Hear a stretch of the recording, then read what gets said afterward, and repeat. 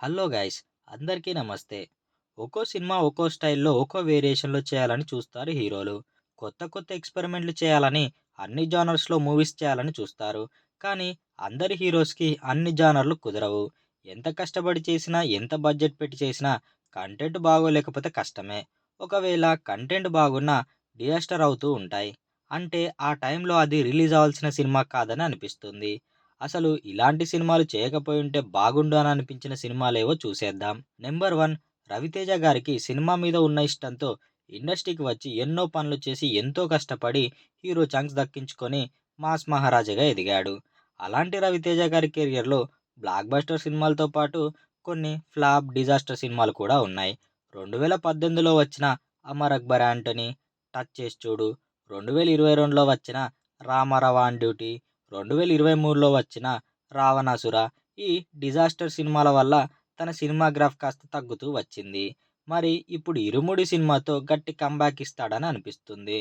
Number 2, Mahesh Babu ప్రస్తుతం రాజమౌళి కాంబినేషన్‌లో వస్తున్న 'వారణాసి' మూవీతో బిజీగా ఉన్నాడు. మహేష్ బాబు తన సినిమా కెరియర్‌లో ఈ సినిమాలు చేయకుండా ఉంటే బాగుండేది అని అనిపించిన సినిమాలు 2000 సంవత్సరంలో 'బి. గోపాల్' డైరెక్షన్‌లో వచ్చిన 'వంశీ' సినిమా, శోభన్ డైరెక్షన్‌లో 2002లో వచ్చిన 'బాబీ' సినిమా, శ్రీకాంత్ అడ్డాల డైరెక్షన్‌లో 2016లో వచ్చిన 'బ్రహ్మోత్సవం' సినిమా. ఈ డిజాస్టర్ మూవీలు మహేష్ బాబు చేయకుండా ఉంటే బాగుండేది అని అనిపిస్తుంది. 'బ్రహ్మోత్సవం' డిజాస్టర్ తర్వాత ఇంకో సినిమా వస్తే ఈ డిజాస్టర్ సినిమాని మర్చిపోవచ్చు అని అనుకుంటే ఆ తర్వాత వచ్చిన 'స్పైడర్' సినిమా కూడా ఫ్లాప్ అయింది. నెంబర్ 3, పవన్ కళ్యాణ్ గారి సినిమా కెరియర్‌లో ఇలాంటి సినిమాలు మళ్ళీ ఇప్పుడు రావద్దు అని అనిపించిన సినిమాలు 2003లో 'జానీ'. పవన్ కళ్యాణ్ గారు డైరెక్ట్ చేసిన ఈ 'జానీ' సినిమా మళ్ళీ రావద్దు అనైతే అనిపించదు.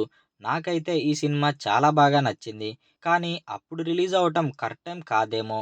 ఈ మూవీ డిజాస్టర్ అయింది. 2010లో 'ఎస్.జె. సూర్య' డైరెక్షన్‌లో వచ్చిన సినిమా 'కొమరం పులి', 2011లో విష్ణువర్ధన్ డైరెక్షన్‌లో స్టైలిష్ యాక్షన్‌గా వచ్చిన 'పంజా' ఇవి డిజాస్టర్ అయ్యాయి.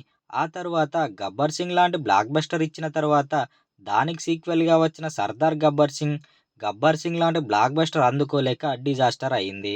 ఆ తర్వాత త్రివిక్రమ్ శ్రీనివాస్ డైరెక్షన్‌లో వచ్చిన 'అజ్ఞాతవాసి' సినిమా, 'అత్తారింటికి దారేది' లాంటి బ్లాక్ బస్టర్ ఇచ్చిన త్రివిక్రమ్ శ్రీనివాస్ దగ్గర నుంచి ఇంతకు మించిన సినిమా వస్తుంది అని అనుకుంటే 'అజ్ఞాతవాసి' కూడా డిజాస్టర్ అయింది. నెంబర్ 4, 'బాహుబలి' లాంటి పెద్ద సినిమా తీసిన ప్రభాస్ ఆ తరువాత కూడా అలాంటి హిస్టారికల్ అండ్ యాక్షన్ సినిమాలే చేస్తాడు అని అనుకుంటే మధ్య మధ్యలో డిఫరెంట్ స్టోరీలతో వస్తే అవి డిజాస్టర్ అవుతూ ఉన్నాయి.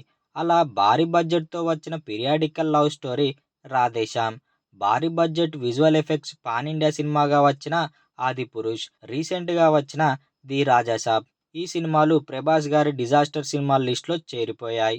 నెంబర్ 5, సినిమా ఇండస్ట్రీ కా బాస్ మెగాస్టార్ చిరంజీవి గారు. ఎన్నో బ్లాక్ బస్టర్ సినిమాలు తీసి ఎంతోమంది హీరోలకి, సినిమా ఆర్టిస్టులందరికీ ఇన్స్పిరేషన్‌గా ఉన్న చిరంజీవి గారు తన సెకండ్ ఇన్నింగ్స్‌లో వచ్చిన ఇలాంటి డిజాస్టర్ సినిమాలు చూస్తే చిరంజీవి గారు మళ్ళీ ఎప్పుడు ఇలాంటి సినిమాలు చేయొద్దు అని అనిపిస్తుంది. కొరటాల శివ డైరెక్షన్‌లో భారీ ఎక్స్‌పెక్టేషన్స్ మధ్య రిలీజ్ అయిన 'ఆచార్య' సినిమా, ఆ తర్వాత మెహర్ రమేష్ డైరెక్షన్‌లో వచ్చిన 'భోలా శంకర్' సినిమా ఇలా డిజాస్టర్ అవుతాయని అనుకోలేదు. ఎంత పెద్ద హీరో అయినా ఎన్ని బ్లాక్ బస్టర్ సినిమాలు తీసినా తాను ఎంత మంచి స్టోరీ సెలెక్ట్ చేసినా ఆ స్టోరీ బాగోలేకో, ఆ సినిమా రిలీజ్ అయిన టైం బాగోలేకో డిజాస్టర్ అవుతూ ఉంటాయి. అలా డిజాస్టర్ అయిన సినిమాలే ఇవి.